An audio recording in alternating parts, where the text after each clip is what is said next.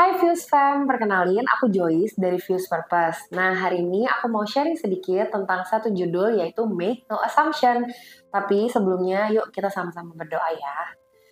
Tuhan Yesus, terima kasih buat berkat-Mu kalau hari ini kami mau belajar sedikit Tuhan mengenai make no assumption in a relationship. Biarlah Engkau yang mempersiapkan hati kami membuka hati kami, biarlah firman-Mu boleh ditabur di tanah hati kami yang subur dan berbuah, dan lewat kehidupan kami bisa dinyatakan. Dalam nama Tuhan Yesus kami berucap syukur. Amin. Nah, hari ini kita mau bahas satu judul yaitu Make No Assumption. Sepanjang bulan Oktober ini kita memang lagi ngebahas tentang excellence in relationship. Nah, tentunya kita harus ingat dan pahami bahwa ketika kita ngomongin relationship, itu pasti melibatkan dua atau lebih orang. Nah, pastinya setiap orang juga punya karakternya masing-masing, mindsetnya masing-masing, dan juga perspektifnya masing-masing. Ketika semuanya itu sesuai dengan ekspektasi satu dengan yang lain, pastinya hubungan akan baik-baik aja. Tapi kadang-kadang nggak selalu seperti itu kan. Nah, di saat semuanya itu agak berbeda dari ekspektasi, kadang-kadang kita itu jadi membuat asumsi yang nantinya tuh bisa membawa hal buruk ke dalam hubungan.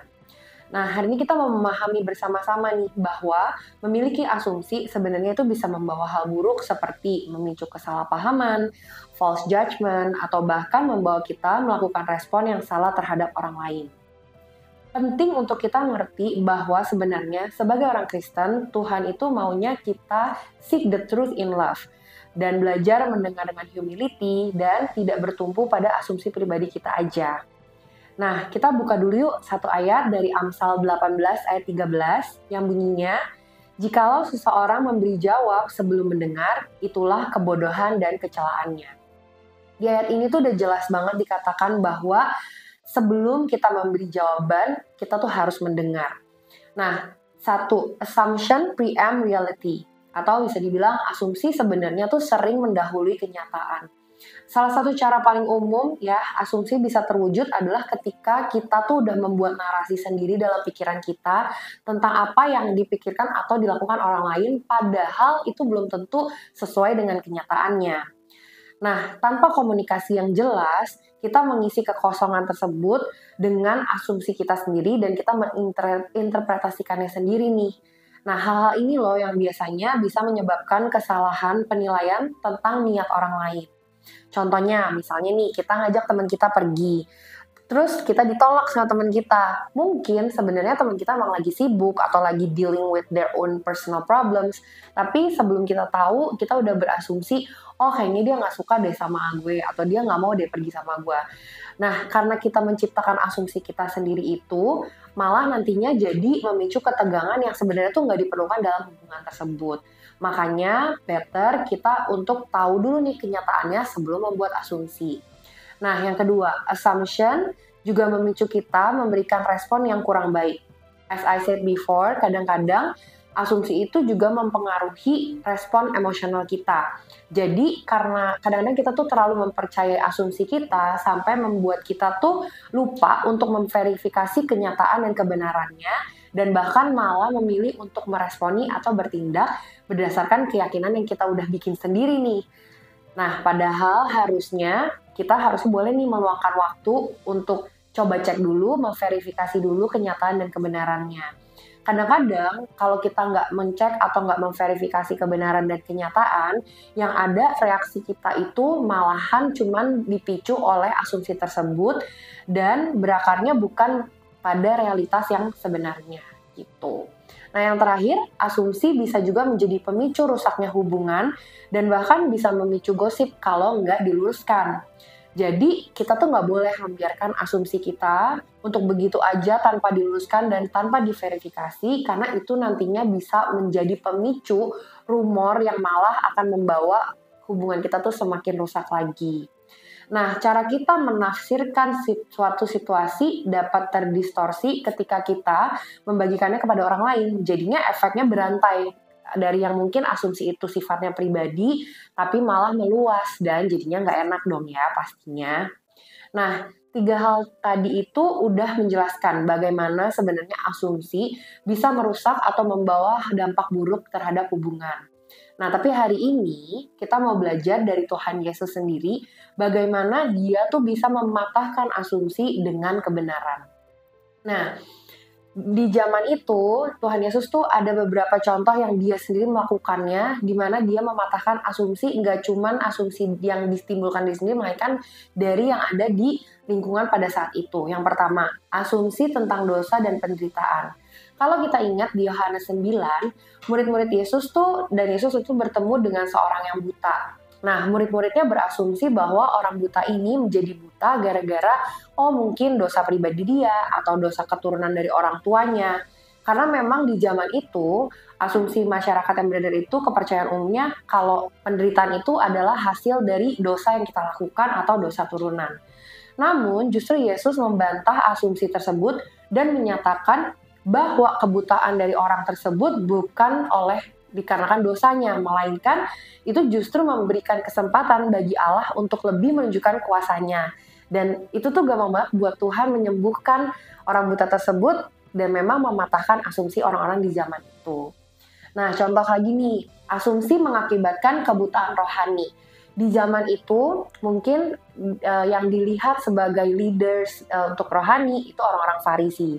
Nah, tapi sayangnya di Injil tuh tertulis pada zaman itu pemimpin-pemimpin Farisi berasumsi mereka itu memiliki derajat yang lebih tinggi dibanding orang-orang lain karena dianggap mereka hidup lebih taat kepada hukum Taurat dan mereka dianggap lebih mengerti dibanding orang-orang lain.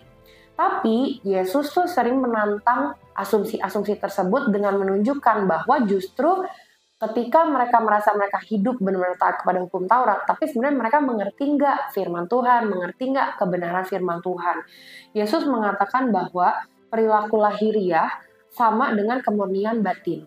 Jadi, Tuhan Yesus sendiri mengajarkan bahwa kebenaran sejati itu adalah masalah hati. Jadi bukan berarti di saat itu orang-orang Farisi hidup taat secara hukum Taurat, tapi kalau hatinya nggak bersih, ya tetap aja dianggapnya bukan lebih superior dibanding yang lain. Nah, Tuhan juga menunjukkan bahwa sekali lagi kebenaran itu lebih penting dan bisa mematahkan asumsi-asumsi tersebut. Nah, menurutku ini yang terakhir dan yang paling penting adalah truth over prejudice. Jadi, pada akhirnya kebenaran selalu dapat mematahkan prasangka atau asumsi apapun. Yesus juga di zaman itu menantang asumsi budaya dan sosial, terutama yang berkaitan dengan prasangka. Di Yohanes 4 diceritain bahwa Tuhan Yesus bertemu dengan seorang wanita Samaria di sumur. Nah, di zaman itu memang orang Yahudi tidak mau bergaul dengan orang Samaria. Bahkan kalau orang Yahudi sampai ngobrol sama orang Samaria dianggap sebuah hal yang memalukan. Tapi lain ceritanya, Yesus mematahkan asumsi itu dan bahkan dia mengajak bicara wanita Samaria tersebut. Bahkan si wanita Samarianya juga bingung kenapa Yesus seorang Yahudi tapi mau mengajak dia bicara.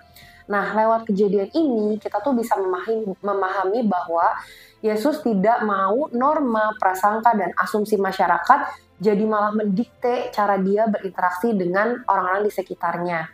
Bahkan dia berani mengajak bicara wanita Samaria tersebut, menawarkan air hidup, dan akhirnya menyatakan bahwa dirinya adalah Mesias.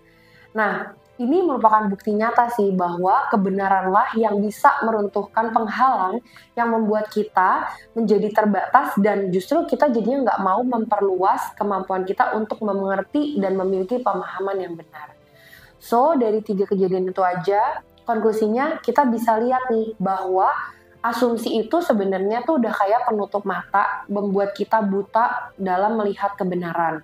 Kita bahkan kadang terlalu percaya sama asumsi yang kita buat sendiri sampai akhirnya menghalangi diri kita untuk bisa mengerti dan memahami kebenaran yang sesungguhnya. Ketika kita menyikapi atau meresponi hal-hal dalam relationship kita berdasarkan asumsi semata, kita beresiko merusak hubungan tersebut dan bahkan kehilangan pendalaman atau pemahaman yang lebih dalam. Nah, sebagaimana Yesus menghadapi asumsi yang salah dalam kebenaran, kita itu dipanggil sebagai orang Kristen untuk mencari kebenaran dan menantang asumsi yang mengaburkan penilaian kita. Tapi penting makanya untuk kita benar-benar ngerti kebenaran yang Tuhan sebenarnya mau ajarkan buat kita. Nah, dengan mendengarkan dengan seksama, mempertanyakan prasangka kita, dan menanggapinya dengan penuh kasih, maka kita dapat membangun hubungan yang lebih kuat dan autentik dengan orang lain. Jadi intinya jangan sampai kita berasumsi dulu sebelum kita benar-benar mengerti kebenaran. So that's all sharing tentang make no assumption. Hopefully sharing ini bisa membuat kita lebih mengerti lagi. God bless you all.